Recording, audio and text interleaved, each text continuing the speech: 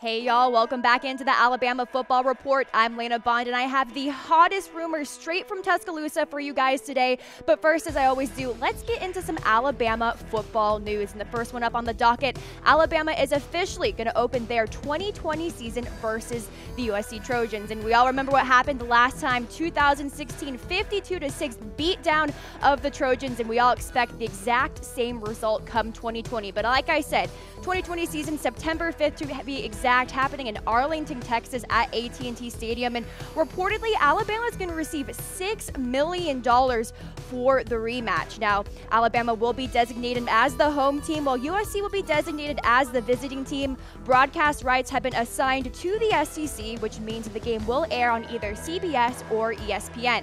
Alabama and USC will play for the 9th time in the history of the two programs in 2020, with the Crimson Tide owning a 6-2 advantage in the series. All right, next news we have up for you guys. Alabama officially has their kicker for the 2019 season. And the kid I'm talking about, Will Richard. Now, he is the number 2 kicker in the country for 2019, at 6'1", 185 pounds.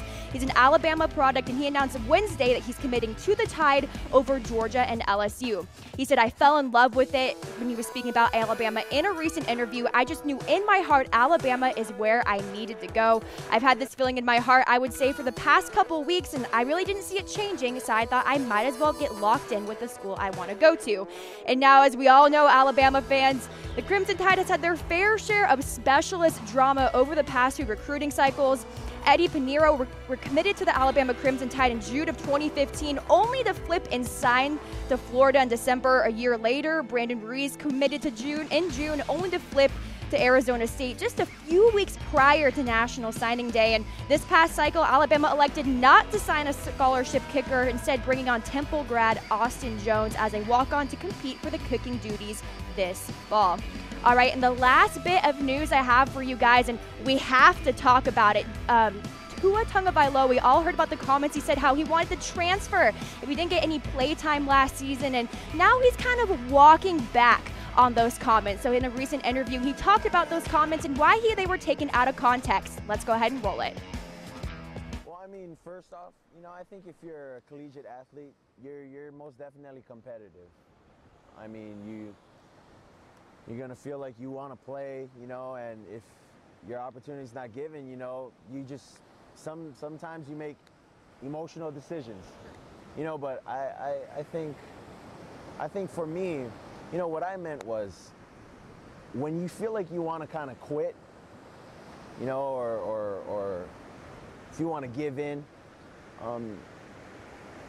I think the more you kind of put your head in the ground, in the dirt, and you keep working and pushing, trying to push through it, I think that's when you start to see the better of the end result, and I kind of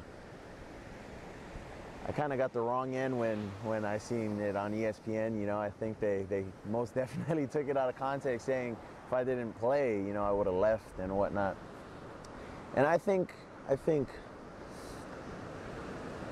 sometimes if you don't stick it in, like what I said, if you don't stick it in, if you just keep giving up, you won't see the end result in what God has prepared, which is the blessing, and I don't think I would have experienced it if I left. And I was talking about fourth quarter more so, when we were doing the first day of fourth quarter. I wanted to leave. I called my dad. I called back home, and I told him I wanted to go to USC. I asked him if they still. Is part of your workout program. It's part of our road. What that is, not the fourth quarter of the game. Yeah. Fourth quarter is one of your workout programs. Yes. Yeah. So things are tough, and you're like, yeah. Dad, it's our fourth. Dad, I can't handle this right now. Yeah. You gotta come pick me up. So it's the first day of our fourth quarter program. After our running, I come back to the dorm at night after touring, and I call my dad. I tell him, "Dad, let's we gotta go. I can't do this." Yeah. And I mean, if I just didn't stick it in through that whole time during fourth quarter, during spring ball, during camp, and then during the season, I don't think me and you would have been here talking right now too. All right, some interesting comments there from the young signal caller, but I want to know from you guys. There's been so much drama this offseason. Jalen Hurts talking about transferring. Now Tua has made some comments about it. Are you worried about one of the Alabama quarterbacks transferring this offseason? Do you think it's all talk, or do you really think they're ready to back up their comments? So if you're worried, go ahead and give me a heart. Yes, I'm worried. I'm not sure what's going to happen. Or if you think, no, we're good and I'm not tripping about it, go ahead and give that thumbs up. All right, that's going to go ahead and wrap up our news today from the Alabama football squad. But let's get into those rumors. And speaking of Jalen Hurts, was he seen working out with an Auburn player during this summer? Yeah, it's true. I'm giving this one 4 Bear Bryant hats, but I promise y'all it's not as bad as it sounds. So during his off-season practices, he decided to take a little workout routine with a fellow Texan himself, Cam Martin, Auburn running back. Martin went and shared the post-workout photo with Hurts on Saturday on Twitter, along with the words, "Good field work today, working on my craft, getting better with Jalen Hurts, #family." So it's not every day you see an Alabama quarterback hanging out with an Auburn player, but like I said, it's not that bad, so we can all calm down. Now, Martin's a junior at Auburn. Like I said, he's a native of Port Arthur, so the pairing is not that odd. It's still rare to see 2 players on opposite sides of the Iron Bowl working out and getting along, quite frankly. But for what it's worth, the Iron Bowl will take place in Tuscaloosa this fall on Saturday, November 24th. Hopefully Hurts was getting a little intel from the Tiger. All right, let's go ahead and get to my rule here. You're going to want to know what it means. So 0 Bryant hats means fake news. Don't believe it. 1 Bryant hat is Paul shouting out Phyllis Remolga, which means it's pretty unlikely. 2 Bear Bryant hats, people are talking. Where there's smoke, there may be fire. 3 Bear Bryant hats, more probable than not. And then 4 Bear Bryant hats, roll tide. It's fact, it's news. Let's get to our next rumor now. Nick Saban. Now, is he stopping the SEC from having some sort of free agency going on? Well, yeah, this one's 4 Bear Bryant hats. Roll tide on this one. So if the circumstance is right, Nick Saban can understand a player transferring within the conference. Otherwise, the head coach is not in favor of SEC free agency. Now, the topic came up Wednesday prior to the region's traditional Celebrity Pro-Am because of the news that Alabama was blocking now former offensive lineman Brandon Kennedy from transferring to Tennessee as a grad transfer. Now, Kennedy would rejoin ex-Crimson Tide defensive coordinator Jeremy Pruitt in Knoxville, but that's a team that Alabama annually faces, so Nick Saban does not like the sound of that, and he shared his thoughts. He said, "We have an SEC rule about do we want to have free agency within our conference, and the rules that we have, and we have for a reason, and I just stated the reason. We don't want free agency in the SEC, so guys won't be able to go leave your team and go play for somebody else that you're going to see next year." Now, Kennedy is the latest instance where a grad transfer has been blocked, or at least initially, from choosing a transfer destination within the league. Most notably was Alabama defensive back Maurice Smith, who wanted to transfer to Georgia and follow another former coordinator, Kirby Smart, to Athens. And now, according to a report from AL.com, Kennedy is in the process of appealing. So I have a question for you guys. What do you make of this whole SEC free agent thing? Do you really, do you care about it? Do you think it's actually a good idea to stop these guys from transferring interconference? Or do you really think it's not that big of a deal, that it's not going to really make a difference in the long run? Go ahead and get your comments and your thoughts out in the comment section below and let me know what you think. Moving on to rumor number 3 now. Nick Saban, does he have a quote-unquote quarterback issue? Well, I'm giving this one 2 Bear Bryant hats. People are talking. So much of the conversation surrounding the Alabama program this offseason has centered on the quarterback competition between junior Jalen Hurts and sophomore Tua Tagovailoa. Now, Crimson Tide coach Nick Saban hasn't tipped his hand yet about who will be under center for the first snap of the Alabama season opener, but opposing SEC coaches know it will be among the most delicate situations Saban has ever had to manage during his career. Nick Saban's got a quarterback issue, an anonymous SEC coach said in an SEC preview. It's not a bad issue because he has 2 good players in Hurts and Tagovailoa, but he's got to get a resolution that works for him and the team, and quite frankly, that will not be easy to do. Now, both quarterbacks have ended up in the headlines, as I mentioned earlier, with public comments about potentially transferring from the school. And meanwhile, according to Saban, the quarterback battle will rage into the fall camp.